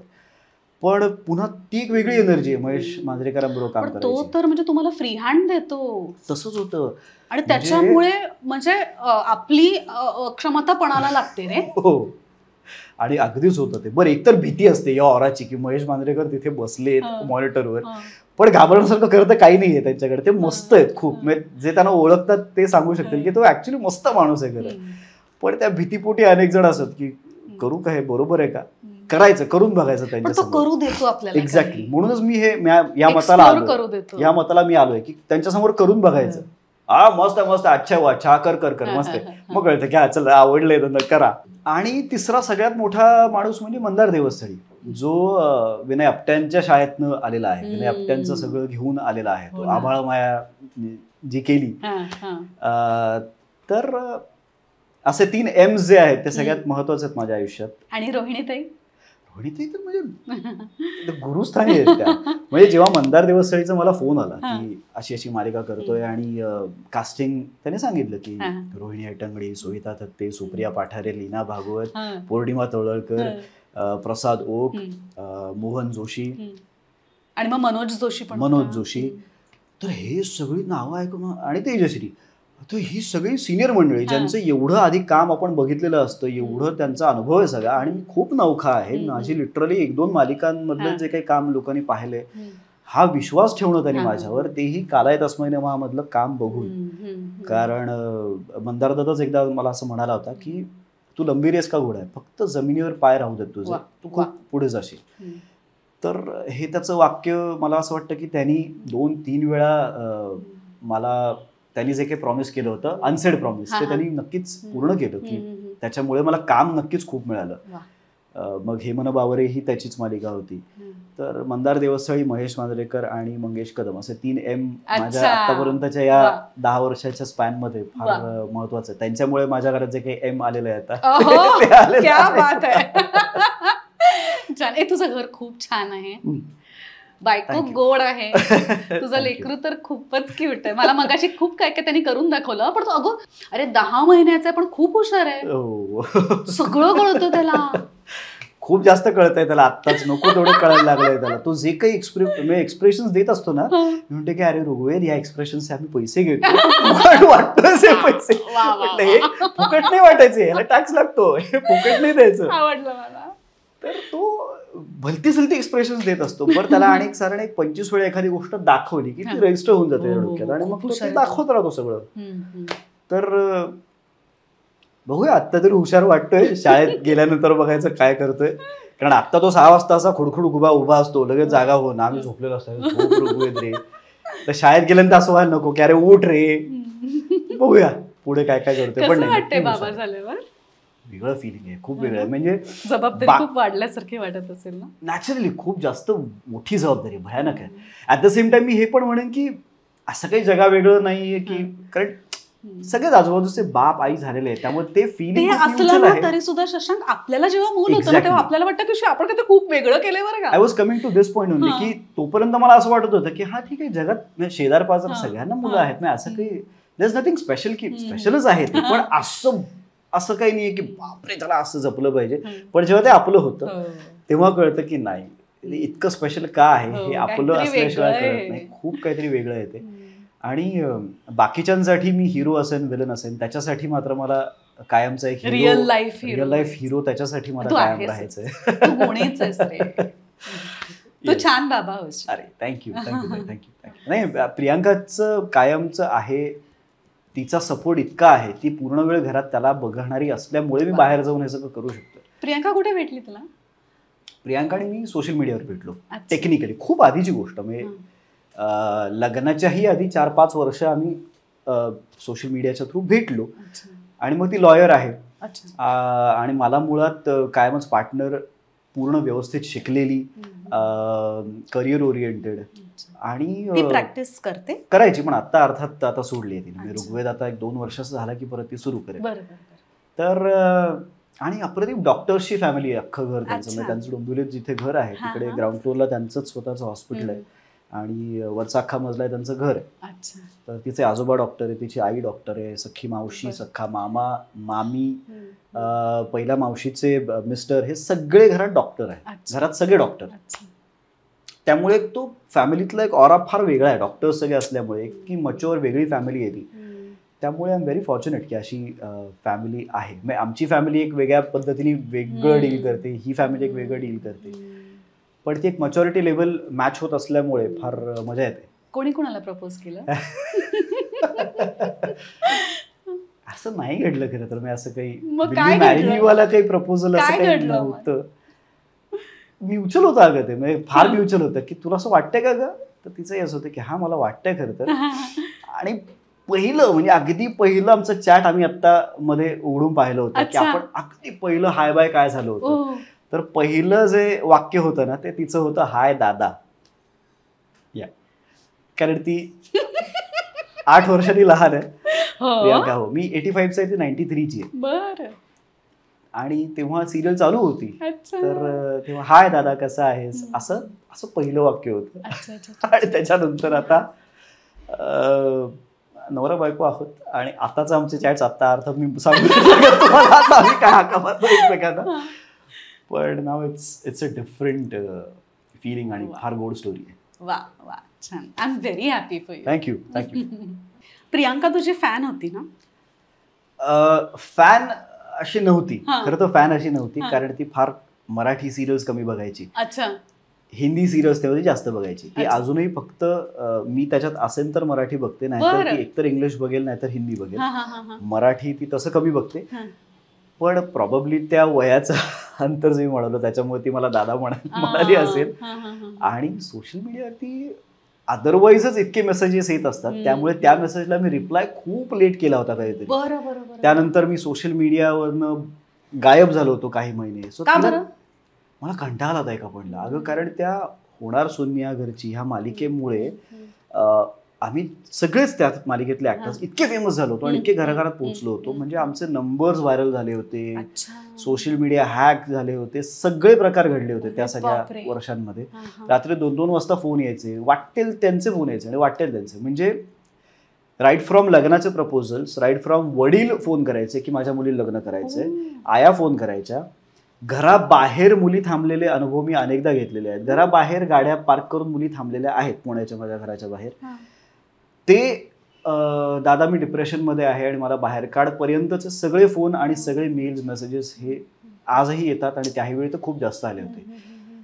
ह्या व्यतिरिक्त सोशल मीडियाच्या माध्यमातून अनेक फॅमिलीज एकत्र आल्याचंही मला कळलं. म्हणजे आमच्यामुळे काही कुटुंब घडलेत त्या मालिकेमुळे. कारण आपल्या होणार सोनिया घरची या मालिकेमध्ये एक जॉईंट फॅमिलीच्या ज्या व्हॅल्यूज दाखवण्याचा प्रयत्न केला होता लेखिकेनं, दिग्दर्शकानं, चॅनलनं, आमच्या थ्रू. तर त्याच्यातनं अनेक फॅमिलीज पुन्हा एकत्र आल्याचेही अनेक अनुभव आहेत आमच्याकडे. की डिस्टर्ब फॅमिली होती पण आता आम्हाला व्हॅल्यूज कळतात की आत्या का महत्वाची आहे, आजी का महत्वाची. छान वाटत असेल ना. हे अवॉर्डपेक्षा फार वेगळं आहे की म्हणजे आपल्याला भावना व्यक्त करायच्या आहेत हे एक बाजू, पण त्याच्यातनं हे एका प्रकारचं समाजकार्य आहे. हे अननोइंगली घडत राहतं तुमच्याकडनं आणि त्यामुळे यू फील प्राऊड एका पॉइंटला की अरे चला आपल्याकडनं काहीतरी बरं चांगलं काम होतंय. पण त्याला सुद्धा मर्यादा आहेत ग. कारण त्याच्यातनं म्हणजे जसे असे फॅन्स असतात तसे तुमच्या अत्यंत पर्सनल लाईफमध्ये शिरून नको असं म्हणण्याच्या लेवलपर्यंतही असं कधी झालं घडलंय, अनेकदा घडलंय. म्हणजे जशी एक ज्या मुली बाहेर उभ्या असतात मी तुला सांगितलं ना, त्याच्यातली एक मुलगी सुरुवात अशी झाली की तिचे मला फोन जायला लागले. कारण तेव्हा माझं हॉटेलही सुरू झालं होतं, होणार सूनच्या नंतरची गोष्ट आहे. तेव्हा मी बऱ्यापैकी लोकांपर्यंत पोहोचलो होतो ना. तर पुण्यातलं जे हॉटेल आहे तिथे अजून फोन आम्हाला घ्यायचा होता हॉटेलचा, म्हणून तोपर्यंत आम्ही आईचाच नंबर तिथे डिलिव्हरी आणि ऑर्डर्स ह्याच्या सगळ्यासाठी आम्ही आईचाच पर्सनल नंबर ठेवला होता. ते लोकांना कळलं साधारण की हा शिल्पा केतकर म्हणजे ह्याच्या आईचाच नंबर आहे. तर मग रोज आईला फोन यायला लागले होते की शशांक कधी येतोय सांगा, आम्हाला तेव्हाच हॉटेलला यायचंय, शशांक आला की सांगा. आई म्हणायची की अरे असा रोज नाही येत, तो मुंबईला असतो. तर ह्या मुलीचा पण फोन यायला लागला आणि तिनं अचानक आईला असे सांगायला सुरुवात केली की मी सांगलीची आहे आणि मला माझा सख्खा भाऊ आहे तो त्रास देतो, मला मदत हवी, मला भावाचं प्रेम नाही आहे, तर मला शशांक भावासारखा आहे, तर मला त्यांनी फोन करावा एकदा तरी, किंवा मला त्याला राखी बांधायची आणि मला त्याला भेटायचं आहे, मग भाऊ बहिणींचं नातं आहे. आणि आईचं असं होतं की एक मिनिट भेटलेली पण नाही असतो, तो कसा भाऊ तुझा, तुम्हीच नातं ठरवून मोकळे होता. ते तितक्यावर थांबलं नाही, ती तिच्या आईला घेऊन हॉटेलमध्ये आली. त्यानंतर तिनं काम मागायला सुरुवात केलं की मला काहीतरी काम द्या, मी घरी जाणार नाही, मला टॉर्चर होतं. आम्ही तिला सांगायचो की पोलिसांकडे जात, कंप्लेन कर, तुला काहीतरी मदत मिळेल. नाही तसं झालं तर मी बाहेर आल्यानंतर मला पुन्हा त्रास होईल वगैरे वगैरे. माणुसकी लेवलवरती आईबाबांनी त्यांना सांगितलं की बाई आमच्याकडे पोळ्या लाटायचं काम आहे, तुला ते करायचं आहे हॉटेलमध्ये, कारण आमच्याकडे दुसरा व्यवसाय की आमचा हा व्यवसाय आहे, आम्ही ते करतोच, आम्हाला एनिवे हे असे मदत करणारी आणि अशी जॉबला माणसं लागतात. आणि बऱ्यापैकी शिकलेली मुलगी ती. तर हा मी करेन. ती आली, ते एक दिवस काम केलं, कंटाळा आला, त्याच्यानंतर ती निघून गेली. मी आईबाबांना तेच सांगतो, नका एंटरटेन करू, तुम्ही पडू नका ह्याच्यात, कारण ते त्या फ्रंटवरती किती कॉम्प्लिकेटेड सिच्युएशन आपल्याला माहित नाही. आपण चांगल्या पद्धतीने मदत करायला जाऊ आणि ते काहीतरी विचित्र होऊन बसेल. तर घरही कळलं होतं अनेक लोकांना. तर ती त्याच्यानंतर आमच्या घराच्या बाहेर टू व्हीलरवरती येऊन उभी राहायची बराच वेळ. आणि मी आल्याचं कळायचं, कारण पार्किंगमध्ये गाडी आहे, गाडी दिसली की तिला समजायचं की हा आलाय आता घरी. आणि आमचं ग्राउंड फ्लोअरलाच घर आहे, त्यामुळे खिडकीच्या थ्रू दिसतं सगळं. तर मग मी एकदा दोनदा तिला पर्सनली जाऊन सांगायचा प्रयत्न केला की हे बघ, तू आता भेटलीस मला, आता तू घरी जा आणि पुन्हा इथे हॉटेलला जिमच्या इथे येऊन थांबायची, वाटेल तिकडे येऊन थांबायची ती. तर कदाचित तो काहीतरी परिणाम झाला असावा, काहीतरी झाला असावं, मला माहीत नाही. पण ते नंतर इतकं वाढत गेलं की नंतर ती लीनाताईला तिच्या एका वेगळ्या नाटकाला जाऊन बॅकस्टेजला जाऊन तिला सांगायला लागेल की शशांकला मला बोलायला सांगणार, मला त्याची मदत हवी आहे. त्यामुळे लीनाताई पण घाबरली की हा काय प्रकार आहे. म्हटलं अगं नका एंटरटेन करू त्या मुलीला. तर असं करता करता करता मला तर राहायलाच घर नाही, मला घरी तुमच्या राहायला द्या, अय्या. इथपर्यंत वेळ आली होती. मग एका पॉईंटला मात्र मला तिला पोलिसांची मदत घेऊन सांगावं लागलं की बाई हे आहेत आणि तू आहेस, पुन्हा ह्याच्या नेक्स्ट ऑन टाइम ऑनवर्ड्स तुझं फोन गेलेस भेटायला आलीस तर हे पोलीस आहेत, ते तुला घेऊन जातील आणि माझी काय चौकशी करायची ते करतील. तर हे असले सगळे प्रकार जेव्हा होतात ना, तेव्हा भीती वाटते की यार तुम्ही इतकं पर्सनली घुसू नका. म्हणजे मला तू दादासारखा आहेस, ठीक आहे, मी आहे, तुमचा भाऊ आहे, पण त्या मर्यादेपर्यंत, त्याच्या पलीकडे माझं एक स्वतःचं विश्व आहे. आणि मग मला नेहमी तो पॉइंट असा वाटायला लागतो की पब्लिक फिगर आणि पब्लिक प्रॉपर्टी यातला फरक अनेकदा प्रेक्षक विसरतात की ही पब्लिक फिगर आहे, पब्लिक प्रॉपर्टी नाही, तुम्ही कशीही वापरा. तर हा जोर फरक फॅन्सना किंवा प्रेक्षकांना कळत नाही तोपर्यंत ते थांबणं अवघड आहे. पण असे खूप अनुभव, चांगले अनुभव सांगायचे तर एक आजोबा होते जे पुण्यालाच माझा एक कार्यक्रम होता, परिसंवादासारखा अशाच गप्पांचा एक कार्यक्रम ऑर्गनाईज केला होता. मी तिकडे पोहोचलो आणि खूप असे बारीक झालेले आजोबा, अंगावर कोड होता त्यांच्या आणि बहुतेक घरातनं बाहेर त्यांना सोडत नव्हते कारण त्यांना चालताही धड येत नव्हतं. तर त्यांनी माझ्याविषयी पेपरात छापून आलेलं सगळी कात्रडं कापून ठेवून एका वहीत चिकटवली होती आणि ती अख्खी वही घेऊन, वय वर्ष 80+ असेल ते घेऊन आले, मला नमस्कार केला त्यांनी. म्हणलं आजो काय काय करताय का तुम्ही, आणि ती वही दाखवली, हे बघ हे सगळं मला तुझं फार हे विचार आणि हे सगळं आवडतं मला तुझं. म्हटलं आजोबा थँक्यू, पण मग असं करू नका, तुम्ही नमस्कार काय करताय. आणि तेव्हा ते मला म्हणाले की बाळा मी ना घरी सांगून आलोय की खालती फक्त पेपर घेऊन येतो म्हणून मला मुलांनी सोडलं नाही, तर मला सोडत नाहीत खालती कारण मला चालता येत नाही. आणि काही दिवसांनंतर मला त्या आजोबांचा फोन आला की आता मी एकदम खूप छान ठणठणीत बरा झालोय आणि तुझ्यामुळे मला ती पॉझिटिव्ह एनर्जी मिळते. किंवा दादरचे 1-2 आजोबा आहेत दुर्दैवाने, त्यातल्या तो किस्सा असा आहे, ते आजोबा खूप फोन करायचे आणि इंडस्ट्रीतल्या काही त्यांच्या आवडत्या ऍक्टर्सना ते फोन करायचे. एका पॉईंट नंतर आपल्याला ते नकोस होतं की हो थँक्यू आजोबा थँक्यू, आणि म्हणून मी मग डू नॉट रिसीव्ह असं म्हणून तो नंबर सेव्ह केला. सो सॉरी, आता मला फार वाईट वाटतं त्याचं. पण मध्ये 2-3 महिने गेले आणि आजोबांचा काही फोन नाही आला. आणि मी विसरून गेलो अर्थात की आता काय त्यांचा फोन येतोय येत नाही, ते आपल्या डोक्यातनं निघून जातं ना. आणि वन फाईन डे मी गाडी चालवत होतो, त्यांच्या नंबरवरून एक मला फोन आला आणि पलीकडनं एक मुलगी बोलत होती. तर ती मुलगी असं म्हणाली की आजोबा आज सकाळी गेले आणि त्यांनी एक चिठ्ठी लिहून ठेवली, त्याच्यामध्ये हे 3 कलाकार आहेत, त्यांना असं त्यांनी लिहून ठेवले की ह्यांना कळवा मी गेल्याचं. आणि मला ते इतकं लागलं ना, आयुष्यभर ते मला कायम खात राहणार आहे, लक्षात राहणार आहे की खरं तर त्यांना फक्त आमच्याशी बोलायचं होतं, पण ते आता नाही होऊ शकणार ह्याच्या पुढे. तर असे खूप एक्स्ट्रीम लेवलचे फॅन्स आणि सगळंच सतत भेटत राहतं. म्हणजे असं काही झाल्यावरती आपली खूप जबाबदारी वाढल्यासारखं वाटतं. 100% गोष्ट तशी गमतीची, या नाटकाचा जो किस्सा आहे नाशिकचा प्रयोग, आणि त्याच्यात मुलगा आणि बाप यांच्यातलंच वॉर आहे आणि ते खूप फन वेनी आम्ही ते सादर केलंय सगळं. त्याच्यामध्ये बेटचा गेम आहे सगळा, म्हणजे मी एक पैज लावणार, बाबा एक पैज लावतात, जो पैज जिंकेल त्याच्याप्रमाणे ती पुढची गोष्ट घडत जाते. आणि ह्याच्यात आईचं असं होतं की अरे तुम्ही काय खेळ करताय, त्याला बिझनेस करायचा, बाबांचं म्हणणं आहे तू जॉब कर. इतका साधा प्लॉट आहे त्या नाटकाचा, आणि त्याच्यातनं मुलगा आणि बापाची होणारी भांडणं इज द प्ले. तर पहिल्या प्रयोगाला वडील आणि मुलगा दोघेही आले होते, नाटक बघून गेले.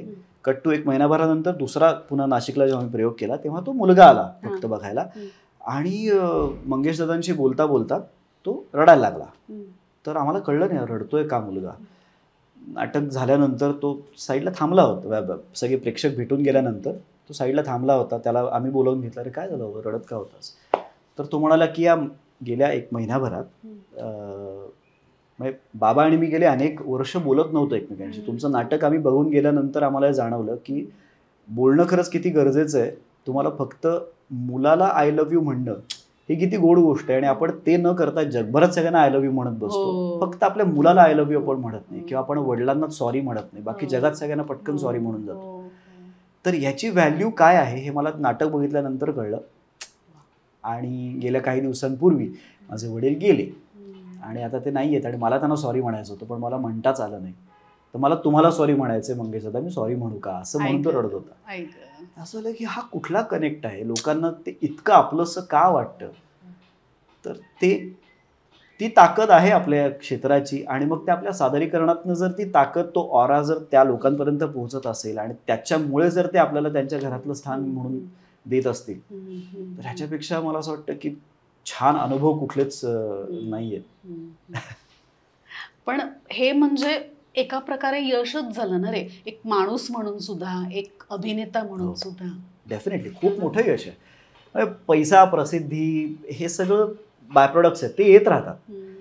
तुम्ही कोण आहात हे अल्टिमेटली काउंट होतं आणि ह्याच्यातनं जर मी माणूस म्हणून, शशांक केतकर म्हणून, अपार्ट फ्रॉम अन ॲक्टर जर पोचत असेल तर मला असं वाटतं की जे काही 10 वर्ष मी आत्ता केलं त्याचं चीज होतंय.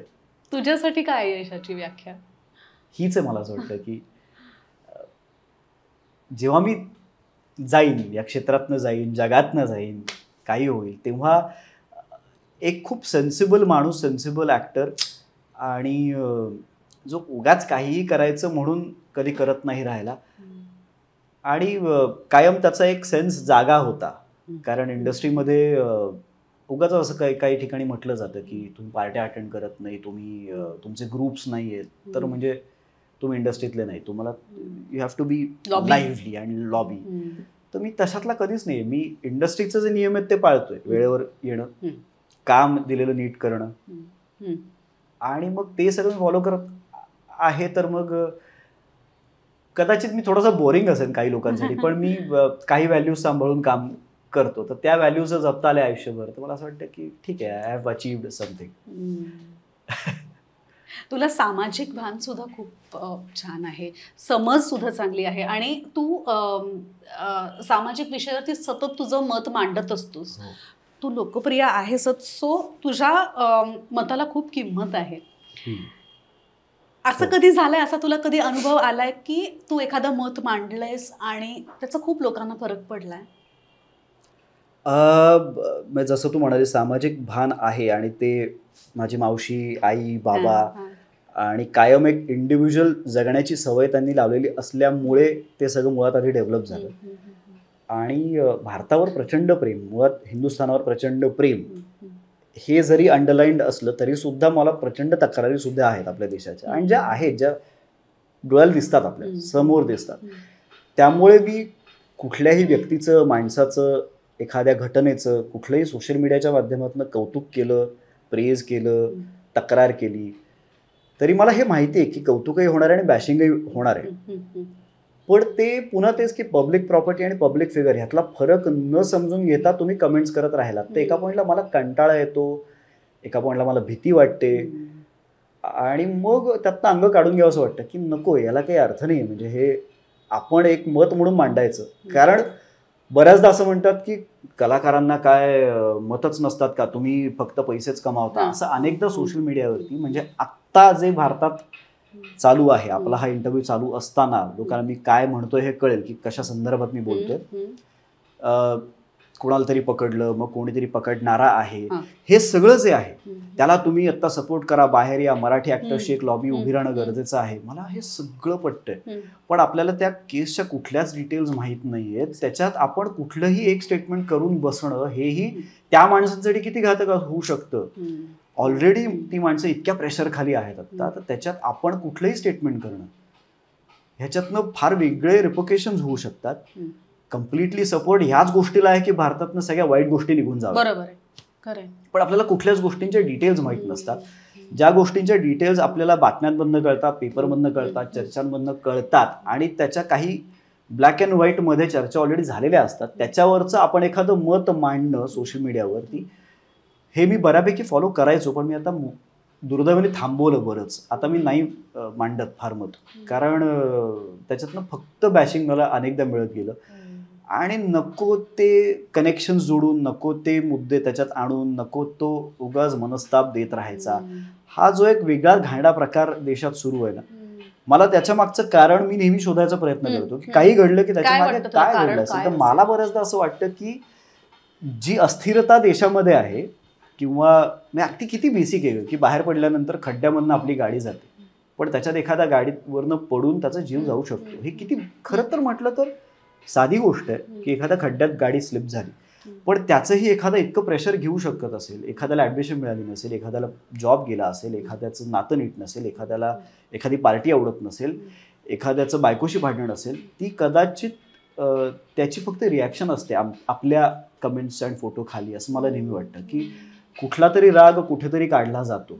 म्हणजे मुन्नाबाईमध्ये नवाजुद्दीन सिद्दीकी पाकिट मारल्यानंतर जे वाक्य ह्याच्या तोंडी आहे की ये सब बीवी से झगड क्या है, ये मारेंगे तुझे. म्हणजे खरं तर पाकिट चोरल्याचं मार मिळणार नाही त्याला, बायकोशी भांडून आलाय तो, त्याचा मार याला मिळणार आहे. तो प्रकार आपल्या कमेंट्समध्ये असावा, असा एक माझा अनालिसिस आहे की थेट याच गोष्टीबद्दल शशांक केतकरचा राग आलाय म्हणून मी इथे व्यक्त झालो असं नसतं. ते हे एक फ्री मीडिया आहे, इथे कोणीही विचारणारं नाहीये त्यांना. आपला फोटो नाही लावला काहीही करा, तर कुठेही कोणाची जात आणायची, कुठेही कोणाचाही धर्म आणायचा, कुठेही कोणाचा पास्ट आणायचा. आणि हे असं होतं की यातनं काय अचीव होणार आहे. म्हणजे मी एक साधं कायम गणित मांडतो, साधा हिशोब मांडतो की अनलेस अँड अंटिल आपल्या देशामध्ये जोवर टॅलेंटवरती बेस्ड कामं मिळत नाहीत, कामं घडत नाहीत, तोवर आपल्या देशाची प्रगती होणार नाही. म्हणजे मी हॉटेलमध्ये गेल्यानंतर कुठल्या जाती धर्माचा शेफ आहे याच्यावरनं मी ऑर्डर नाही देत. मला त्याच्या हातचं फूड आवडतं किंवा आवडत नाही, म्हणजे मला त्याच्या टॅलेंटवरती विश्वास आहे किंवा नाही आहे, रिगार्डलेस ऑफ त्याची जात काय. मी हॉस्पिटलमध्ये गेल्यानंतर त्या डॉक्टरची जात काय, मग तो मला ऑपरेट करणार की नाही, रिगार्डलेस ऑफ दॅट तो चांगला सर्जन आहे की नाही. जोवर इतका ब्लॅक अँड व्हाईट विचार आपल्याकडे होत नाही, तोवर मला वाटतं की हेच होत राहणार आपल्याला. पण होईल असं वाटतंय कधी? कठीण आहे, खूप कठीण आहे. कारण वाचा फुटलीये आणि त्याचा वापर फार चुकीचा होतोय. बोलायला सुरुवात खूप केली लोकांनी, पण त्याचा वापर चुकीच्या पद्धतीने केला जातोय. म्हणजे मुद्दे मांडण्या व्यतिरिक्त ते आता फक्त शिवीगाळ करण्यासाठीच एक मीडिया म्हणून वापरलं जातंय, जे दुर्दैव आहे. म्हणूनच मी म्हटलं ना की मी थोडासा आता त्यातनं बाहेर पडलो की आता मी माझ्या पोस्ट ज्या आहेत सोशल मीडियाच्या त्या 99% फक्त कामाशी रिलेटेड आहेत तेवढंच टाकतो. त्याच्या पलीकडे मी फार माझी मतं मांडायला जात नाही. कारण पुन्हा तेच होतं की मी तुम्हाला माझे पर्सनल विचार रिगार्डलेस ऑफ माझा कॅरेक्टर, मी माझे एखादं जे पात्र आपण साकारतो त्या व्यतिरिक्त शशांक केतकर म्हणून माझी ही मतं आहेत, ही मांडण्याची मुभा जर समाज देतच नसेल तर मग मी कशाला माझी ती एनर्जी इन्व्हेस्ट करू त्याच्यात. खरं पण अगदी बरोबर आहे तुझं, मला अगदी 100% पटतंय. तरी सुद्धा मी म्हणेन की तू उत्तमरित्या हे सगळं सांभाळतोयस रे. थँक्यू. आणि पर्याय नाही, मी दुर्लक्ष करणं याशिवाय विथ डिग्निटी. हो, कारण पर्याय नाही उरत. म्हणजे आपण किती म्हटलं तरी आपल्यालाही माहित असतं ना की आपण पब्लिक फिगर आहोत. आपली एक कुठली ऍक्टिव्हिटी, आपलं एक स्टेटमेंट हे काही लोकांच्या आयुष्यात तरी डेफिनेटली बदल घडवू शकतं. म्हणजे मगाशी तू एक हा प्रश्न विचारलास आणि उत्तर द्यायचं राहून गेलं माझ्याकडनं की काही बदल घडला का. तर पुण्याला माझ्या घराजवळच एका पुलाच्या खाली तिथल्या नगरसेवकांनी माणुसकीची भिंत असं त्या भिंतीवरती लिहिलं होतं. आणि ज्याचा पर्पज हा होता की तुमच्या घरातल्या काही जुन्या वस्तू असतील तर त्या भिंती जवळ आणून ठेवा, जी परदेशात सिस्टम असते. I think Thanksgiving, if you can hall it you can have it. म्हणजे तुम्ही आणून ठेवायचा, कोणाला त्याचा उपयोग होत असेल तर ते घेऊन जाऊ शकतात. करेक्ट. सो तो त्याच्या मागचा सगळा हेतू होता. लोकांनी त्यांच्या घरचा कचरा आणून तिकडे टाकला होता आणि डम्पिंग ग्राउंड सारखा कचरा झाला होता त्या भिंतीच्या समोर. तर मी त्याचा फोटो काढला, ते पोस्ट केलं आणि त्याची दुसऱ्या दिवशी दखल घेतली गेली आणि त्याला आता छान एक केज केलेली आहे त्यांनी, त्याचं कुलूप लावलेलं आहे. त्याची किल्ली एका दुकानदाराकडे असते. तुम्हाला काही वस्तू ठेवायच्या असतील तर त्याच्याकडनं किल्ली घ्यायची, ते उघडायचं, आत जायचं, वस्तू ठेवून लॉक करायचं आणि कोणाला घ्यायचं असेल तर व्हायस वर्सा. म्हणजे छोटी गोष्ट आहे, खूप छोटी गोष्ट आहे, पण त्यानं काय झालं, परिसर स्वच्छ राहिला. एक तर इतकं कंजेशन आहे आपल्याकडे, सगळीकडे ट्रॅफिक आहे, त्याच्यात टू व्हीलर्स वाटेल तिकडे पार्क असतात, रॉंग साईडनी चाललेले असतात, त्याच्यात हा कचरा, त्यात दुर्गंधी, त्यात डास, ह्यातनं सगळ्यातनं जी निगेटिव्हिटी येते ना, तर ती घालवण्यासाठी रूट्सना घाव घालणं गरजेचं आहे आपल्याकडे प्रत्येक मुद्द्याच्या बाबतीत मंडळी. तर रूट कॉज अनालिसिस केला की मला असं वाटतं बऱ्याच गोष्टी सॉल्व्ह होऊ शकतात. त्यातलं हे एक छोटंसं. तू उत्तम स्विमर आहेस, म्हणजे मगाशी तू सांगितलंस, पण नुसता उत्तम स्विमर नाही, पण तू उत्तम करिअर करू शकशील एवढा छान स्विमर आहेस तू. रेस्टॉरंट काढलंयस तू स्वतःचं. हे सगळं कसं जमवतोस तू आणि काय मोटिवेशन असतं या सगळ्या मागचं? करत राहणे. आता मला त्याचं जास्त मोटिव्ह क्लिअर जास्त अशा दृष्टीने कळतो की ऋग्वेदला जसं समजत जाईल तसं त्याला हे वाटतं का म्हणे की आपला बाप फक्त काय ऍक्टर आहे, मेकअप करतो आणि शूटिंगला जातो. हा. त्याच्या मागचे कष्ट किंवा त्यातली जी रिस्क आहेत ती ओळखून त्यांनी वेगवेगळ्या पद्धतीने स्वतःला कसा घडवण्याचा प्रयत्न केलाय हे जर ऋग्वेद शिकू शकला हा. तर मला असं वाटतं की अजून एक 4 मुलं जी यंग आहेत ती कदाचित शिकू शकतील की स्वस्थ बसू नका. कारण नुसतं स्वस्थ बसून आपल्याकडे तर काय वरनं पैशाचा शॉवर तर पडणार नाहीये. म्हणजे आणि अनसर्टन्टी आपल्या क्षेत्रातली कशी आहे आपण सगळेच जाणतो. 2-2, 3-3 महिने, 6-6 महिने सुद्धा काम नाही अशीही फेज येते. त्याच्यातनं दुर्दैवाने काही जण डिप्रेशनमध्ये जातात, काही जण व्यसनाधीन होतात, काही जणांना अजून वेगळं एक फिलिंग सुरू होतं. तर ते टाळण्यासाठी आणि मी जे लहानपणापासून आई वडिलांनी डेव्हलप केलेलं आहे मला, तर स्वस्थ नाही बसायचं.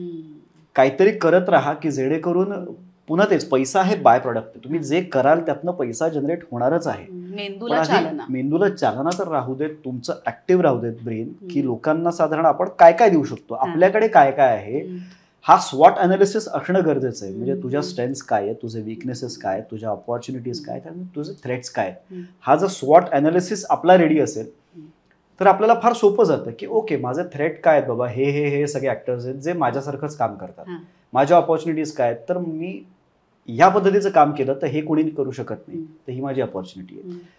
आणि हा अनालिसिस झाला आपला की आपोआप आपल्याला कळायला लागतं की ओके म्हणजे माझ्यासाठी ऑप्शन्स काय उरत आहेत. तर मी हॉटेल, कारण मला कुकिंग आवडतं, जे लोकांपर्यंत आणि पोहोचलेलं आहे, तर मी हॉटेल का नाही उघडायचं, करू शकतो. आत्ता ती ऑपॉर्च्युनिटी करू शकतो. लहानपणापासून आपल्याला स्विमिंग शिकवलेलं आहे, मग त्याची ऑपॉर्च्युनिटी कशी मिळाली मला, ती इयान थॉर्प म्हणून जो ऑस्ट्रेलियाचा सगळ्यात जास्त ऑलिम्पिक गोल्ड मेडल्स मिळवलेला स्विमर आहे, त्याच्या स्विमिंग पूलवरती मी त्याच्या अंडर काम करत होतो ऑस्ट्रेलियात. जेव्हा की माझे बाकी सगळे इंडियन स्टुडंट्स, जॉब उत्तम येतो पण हॉटेलमध्ये प्लेट्स धुणं, कुरिअर करणं किंवा बेबी सिटिंग करणं हे जॉब्स करत होते परदेशात. जेव्हा की मी एक लाईफगार्ड आणि ड्युटी मॅनेजर म्हणून एका स्विमिंग पूलवरती कोच म्हणून असं काम करत होतो. तर त्याचे रिझल्ट्स मला कुठे मिळाले, तर जर मला माझ्या करिअरमध्ये असे रिझल्ट्स मिळू शकतात तर why not encash that again. आणि म्हणूनच मी आत्ता सुद्धा royal life saving society of Australia म्हणून जी एक लाईफ सेव्हिंग सोसायटी आहे त्याच्या बोर्डवरती मी आत्ता नुकताच आलेलो आहे. कारण मला ते पुन्हा एकदा एक्सप्लोर करून बघायचं आहे. कारण त्यांचा अजेंडा इतका मस्त आहे की प्रत्येक घरामध्ये एक तरी फर्स्ट एड येणारा आणि लाईफ सेव्हिंग स्किल असणारा माणूस असला पाहिजे. कारण आपल्याकडे हल्ली पूर येत आहेत, भूकंप कधी येऊ शकतो, रस्त्यात ऍक्सिडेंट झाला तर घटनेपासून हॉस्पिटलला पोहोचण्याची जी 10 मिनिटं आहेत ती सर्वाइव्ह तुम्हाला जर करता आली, आणि त्याच्यासाठी प्रत्येक माणसाला बेसिक स्किल्स तरी आली पाहिजे, तर हा त्यांचा मोटिव्ह आहे. तर त्यांच्या बोर्डवरती मी पुन्हा आलेलो आहे. काहीतरी करत राहायचं, फिरत मला फिरायला भयंकर आवडतं, तर मी मिळेल तेव्हा फिरत असतो आणि वेगवेगळ्या जागा एक्सप्लोर करतो. फक्त मी शाकाहारी असल्यामुळे मला तिथलं फूड सगळं एक्सप्लोर नाही करता येत, पण जे काही तिथलं व्हेजिटेरियन करायला मिळतं मी ते करतो. म्हटलं तिथे माणसं जगतायत ना, म्हणजे तिथे काहीतरी वेगळी लाईफस्टाईल असली पाहिजे, मग ती एक्सपिरियन्स केल्याशिवाय कशी कळणार. म्हणून मी जिथे जाईन तिकडे मग तिकडचं लोकल फूड ट्राय करतो, भयंकर फिरतो. कॅरम खेळायला मला भयानक आवडतं. मी कॉम्पिटिशन्स कॅरमच्याही खेळतो. मला जेव्हा शूटिंग नसतं तेव्हा मी एका क्लबला इथे जॉईन झालेलो आहे, मी तिथे जातो. मग त्यांनाच असं होतं की ऍक्टर कॅरम खेळायला. म्हटलं मला कॅरम खेळायला आवडतं, मी आलोय तिकडे, मी ऑफ कॅमेरा सामान्य माणूस आहे, मला कॅरम खेळायला आवडतं, मी येतोय. आणि माझ्याकडे एक स्पेअर कॅरम आहे. सो मी कुठल्याही सिरियलच्या सेटवरती जिथे आपल्याला 2 वर्ष आता काम करायचं तिकडे मी एक रूम अशी सांगतो की मला कॅरम लावायचा आहे, आणि 1-2 प्लेअर तर कन्फर्म तुम्हाला सेटवरती मिळतात की अरे हा सीन नाही चला खेळूया. प्रत्येक सिरियलला हे झालेलं आहे, त्यामुळे मी तिकडे कॅरम खेळतो. आणि स्विमिंगचं तर अख्खं करिअरच माझं होतं. मी महाराष्ट्रासाठी खेळायचो आणि म्हणजे स्विमिंगवरूनच मला कॉलेजच्याही ऍडमिशन्स मिळाल्या होत्या स्पोर्ट्स कोटातनं. त्यामुळे I was a proper swimmer, I was a player. आणि मग इंजिनिअरिंग, कारण एका मॅन लाईफमध्ये हे जमतं. आणि अशी उदाहरण तुम्ही आजूबाजूला बघितलीत ना की तुम्हाला आपण खूप छोटे असल्याचा फील येतो की अरे लोक 500-500 गोष्टी करतात एका लाईफ स्पॅनमध्ये. आपल्याला तर आत्ताशी 10 गोष्टीच आपण केल्यात, एक्सप्लोर केल्यात. त्यामुळे स्वस्थ बसायचं नाही, ब्रेनला चालना देत राहायची. I am so proud of you. अरे ताई, थँक्यू. आणि शशांक तुझं युट्यूब चॅनल सुद्धा आहे ना स्वतःचं? हो, इंडीड कॅन्डिड. त्याची सुरुवात कशी झाली सांग ना. यूट्यूब चॅनल सुरू करावं असं खूप दिवस डोक्यात होतं, पण काय कॉन्टेंट असला पाहिजे हे काही मला फिगर आउट करता येत नव्हतं. कारण असं स्पेसिफिक एका विषयाशी निगडीत करावं असं मला वाटत नव्हतं. It has to be candid. आणि it's an indeed candid channel, म्हणजे ज्याच्यावरती आम्ही वाटेल त्या विषयावरती आता बोलू शकतो, मतं मांडू शकतो.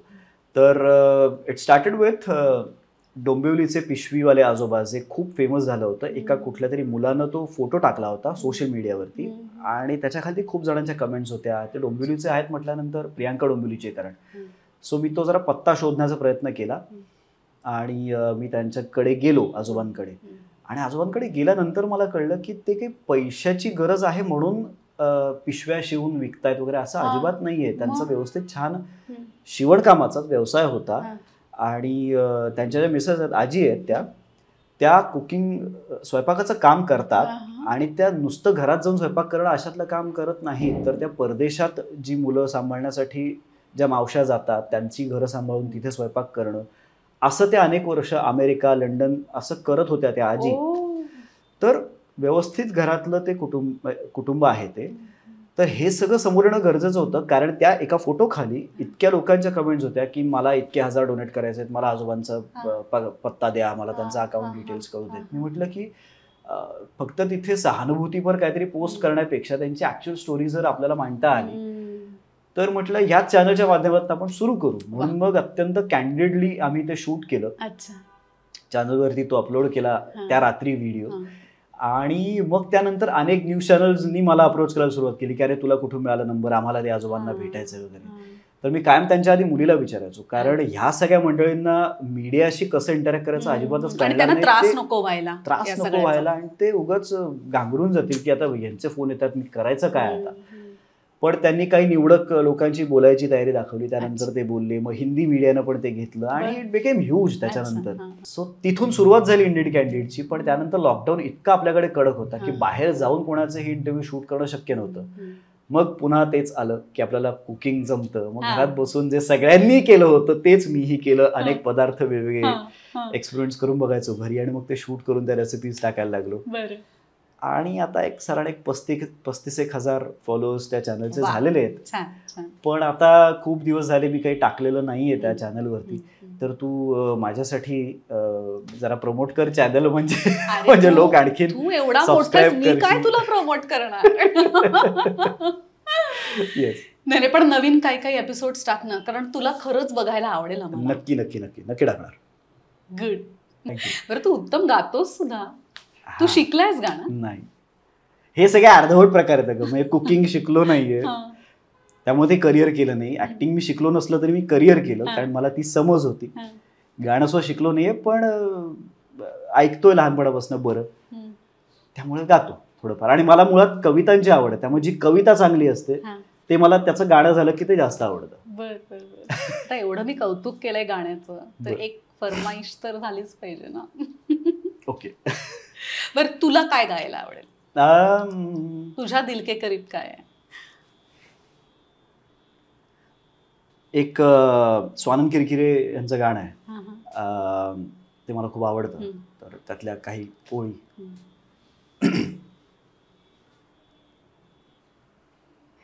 स्वानंद किरकिरे आणि अमिताभ भट्टाचार्य त्यांचं एक गाणं आहे.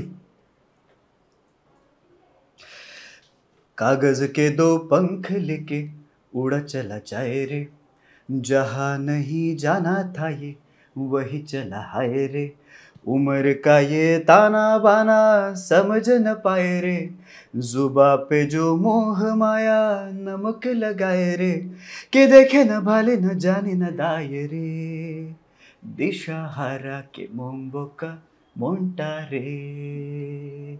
केमोनबोटा म्हणजे life is a roller coaster आणि मन तुमचं वेडं झालंय आणि ते दिशाहीन फिरतंय आता प्रेम शोधत.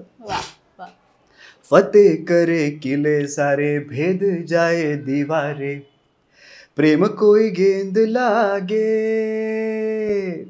फतेह करे किले सारे भेद जाए दीवारे, प्रेम कोई सेंध लागे, अगर मगर बारी बारी जिया को यूं उछाले, जिया नहीं गेंद लागे, माटी को यूं चंदन सा माथे पे सजाए रे, जुबा पे जो मोह माया नमक लगाए रे, के देखे न भाले न जाने न दाए रे, दिशा हारा के मोंबोटा मोंटा रे.